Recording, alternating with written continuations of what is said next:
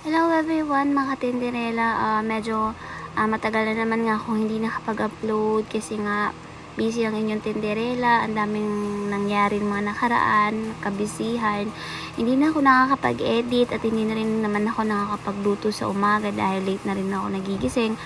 Kaya nitong nakaraan, nung bumili kami ng mantika sa may Kawayan, is naisipan ko na rin mamalengke ng ulam namin kasi nga fresh yung mga tindo doon, and then mga mura pa yung mga bilihin sa may Kawayan kasi dito rin ata yung bagsakan ng galing sa Balintawa, kaya yung iba na nagtitinda dito sa lugar namin is doon din namamalengke sa may Kawayan, and then binibenta nila dito. Syempre mas pricey na siya pagdating dito kasi nga syempre binibili pa nila sa mga Kawayan at gigising pa sila ng maaga, and then syempre yung effort nila, yung gas, ganyan. Kaya pagdating dito sa lugar namin is medyo mahal na din. At yun nga, ginisa ko lang naman yan. Bale, pinakulo ko muna yung manok hanggang sa magmantika siya, and then pinirito ko lang siya ng konti para at least hindi naman siya masyadong alam niyo yun, mas masarap kasi yung medyo prito siya, and then yan, ginisa ko na siya sa bawang, sibuyas, and then luya. Hindi nawawala ang luya kasi nga malansa ang manok.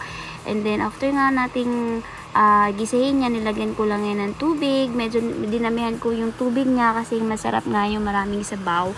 And after nung kumulo na siya, is nilagay ko na yung dahon ng sampalok. Bali naisipan ko yung dahon ng sampalok ilagay kasi gusto ko talaga yung pampaasim na natural lang. Kasi yung iba na preservatives na yung mga parang iba na yung lasa niya.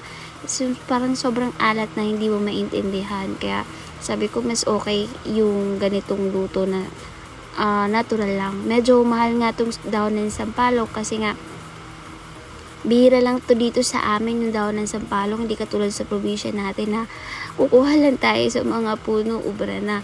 Ito, napakamahal niya. Siguro, hindi ko maalala kung magkano nabili ko dito, pero 50 pesos na yan, ganun lang siya kadami. 50 pesos na siya, kaya siguro hindi na rin tayo, yung iba nakakapagluto ng mga gatong natural lang, and then bihira din to dito sa lugar namin, yung dahon ng sampalok. Kasi nga, pagod sa bihira lang, and then mahal pa siya. At after ko nga magluto niyan is nagbalot na rin ako ng mantika. Bali yung binalot ko is tig 5 pesos and then tig 10 pesos. Ayun nga, medyo madami tayong naibalot niyan kasi naubusan na nga kami ng mantika. Sayang din naman yung benta. Yun lang, maraming salamat and thank you and God bless. Bye-bye!